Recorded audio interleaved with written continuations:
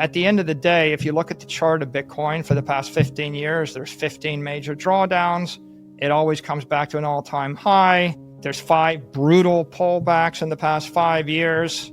This is not the most brutal. All of those things have happened without the support of the politicians, without the support of the banking industry, without the ETFs, without the IBIT derivatives market, without the support of MSCI, without the support of the S&P index. I could go on and on and on. The reason that digital assets are spreading around the world is because there's a billion people. They want to hold the money in their hand. They want to move the money at the speed of light. They don't want to be dependent on 20th century financial structures.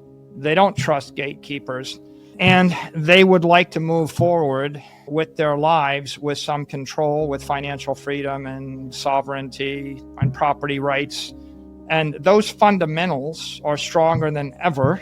Michael Saylor begins with a straightforward idea. Bitcoin is digital gold, and its acceptance and scarcity are what give it worth. Saylor views Bitcoin as a strategic asset that guards against inflation and currency depreciation rather than just an investment. He highlights that Bitcoin encourages long-term planning, which calls for perseverance and conviction. The real opportunity lies in comprehending the fundamentals of Bitcoin and holding over a multi-year time frame. Short-term price fluctuations are noise. According to Saylor, investors need to accept Bitcoin's volatility as part of its special ability to create wealth and store value. If you're intrigued by bold predictions and deep financial insights, make sure to like this video, subscribe to the channel, and turn on notifications for more engaging content. Thank you for your support and enjoy the video. But what is a day like today? How does that impact you? What are you feeling today? You know, as I say, volatility is vitality. Bitcoin is a volatile asset. If you're going to hold the asset, you need a 4-year time horizon as minimum. A 10-year time horizon is really the right time frame. If your time horizon is less than 4 years, you should hold the credit instruments like digital credit. And if you're an equity investor in a digital equity like my company, you need that same 4 to 10-year time horizon. 4 is the short term, 10 years is the long term. I'm an officer of a publicly traded company. And what are we doing? We are in the business of buying a high energy, highly volatile asset and stripping the risk and the volatility off of it in order to sell it to people that are much more risk adverse, that are much more volatility adverse, that just want that yield. And so if Bitcoin wasn't volatile, it probably wouldn't be high performance. And then our value added wouldn't be that great, right? Like, for example, I say to people, if you knew Bitcoin was going to go up 2% a month forever with no volatility, neither you nor I would be in business, because all the conventional finance investors, all the conventional journalists, they would dominate the market. Warren Buffett would own all of it, and there wouldn't be an opportunity for us. So I look at the volatility as it's a challenge, but it's also the bug is the feature. And I say to people, you know, volatility is Satoshi's gift to the faithful. He basically gave you the ability to rise to the top of your profession as an analyst, as a journalist, as a corporate operator, as an investor. And if the volatility goes away, no one cares about your opinion on any of this. It's like, you know, you've got fire, and we've got the phrase burned. Fire burns you and electricity shocks you. And Henry Ford created an automobile, you know, with a burning engine, with a fire in the engine. And we created electronic transmissions. And so you put electricity and fire in the car and you've got a killer consumer product. And I think the key here is you got to look at this market and say, this is indicative of energy. You can harness the energy. You can't be scared of the energy, right? There are those people that run from the fires, and then there's people that put the fire in the automobile or the jet airplane. And we kind of need the people to build the airplanes and build the automobiles if we're going to move the civilization forward. So the volatility comes with the territory. My message is, if you have a 4-year time horizon or longer, if you have money you don't need for 4 years, and you don't want to take any counterparty risk to a currency, a country, a company, a culture, a competitor, then you buy Bitcoin.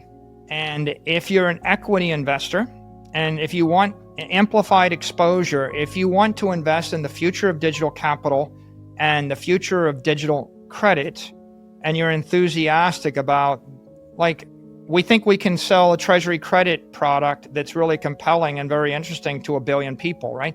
1 billion people would love to have a bank account that pays 10%. If you would like to invest in that future as an equity investor and you don't need the money for 4 years or longer, then you can hold the equity. If you need the capital in the next 4 years, then you probably want to be a more risk-averse investor. You need to look at a credit instrument. And if you need exactly down to the penny, $87.17 in 2 weeks, you probably want to put your money in a bank or a money market because that's just what you need.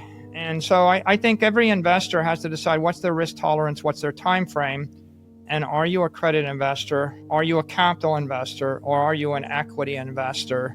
And then once you've made that decision, you can decide how to allocate your portfolio. Short-term price fluctuations are greatly outweighed by this macro-level breakthrough. When compared to the larger picture of structural Bitcoin acceptance, market turmoil is really background noise. Next, Saylor addresses worries regarding MicroStrategy's dividend commitments. He explains that the company pays out around $2 million in dividends every day, or roughly 5 basis points of the daily trading volume of Bitcoin. In other words, compared to the more than $100 billion that is exchanged every day, it is essentially insignificant. MicroStrategy might continue to support its dividends even if Bitcoin increases at a slow 1% annually. The business has a solid financial foundation, is adaptable, and can use derivatives, treasury methods, or other instruments as needed. To remain up to date on the most recent developments in Bitcoin, cryptocurrencies, and the digital economy, please take a moment to like this video, subscribe to the channel, and enable post notifications. But what I would say is, over the long run, it doesn't matter, because over the long run, this will create near-term volatility. But if the world wants a bank account that pays them 10% rock dividends, and if Bitcoin is digital capital superior to gold, then it's not going to matter what an equity index allocator decides. If the insurance companies don't want to buy Bitcoin and the banks don't want to buy Bitcoin, or the index allocator doesn't want to support a digital treasury company, the free market is going to allocate capital and it will adjust. It just creates a bigger opportunity for some other equity investor that will pile into this particular asset class and support these kind of companies. So it is what it is. It'll work itself out.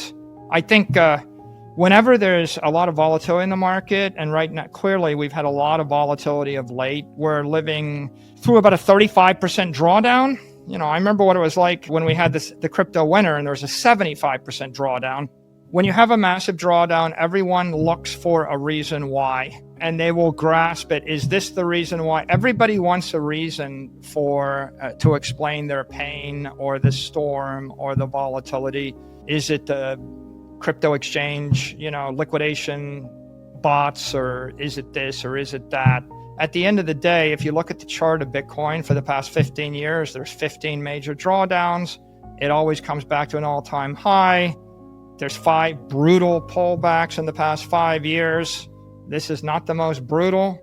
All of those things have happened without the support of the politicians, without the support of the banking industry, without the ETFs, without the IBIT derivatives market, without the support of MSCI, without the support of the S&P index. I could go on and on and on.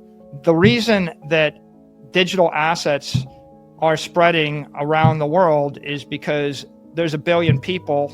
They want to hold the money in their hand. They want to move the money at the speed of light. They don't want to be dependent on 20th century financial structures. They don't trust gatekeepers. And they would like to move forward with their lives with some control, with financial freedom and sovereignty and property rights. And those fundamentals are stronger than ever.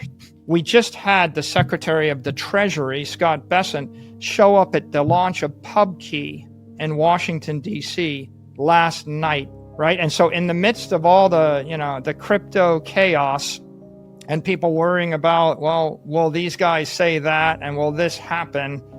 You have the most powerful financial regulator in the world implicitly showing his support for the crypto economy, for digital gold, for Bitcoin, and explicitly giving guidance to banks that it's okay to custody crypto assets, it's okay to actually handle them as part of staking and fee allocations, and it's okay to extend credit And that is the most profound thing that's happened in 17 years in this industry. And if we keep our eyes on that, then the near-term volatility is just going to be noise. We have to work our way through it cheerfully, constructively. It'll eventually pass. People will look back and smile and say, you remember the day when that news story came out. The company, if you think about it, we have a dividend obligation, and the dividend obligation works out to about $2 million a day. $2 million a day works out to 5 basis points of our trading liquidity. So let's say if the stock is trading above 1 times MNAV, then you're talking about a 20th of 1%. It's like nothing. But let's go to the situation where the stock falls below 1 times MNAV, and we don't want to sell the equity. We can either sell the commodity, Bitcoin, or we can sell derivatives on the commodity, or we may even sell derivatives on the equity. But let's put that in perspective. Bitcoin's trading $100 billion a day. $2 million works out to, it's like 2/100ths.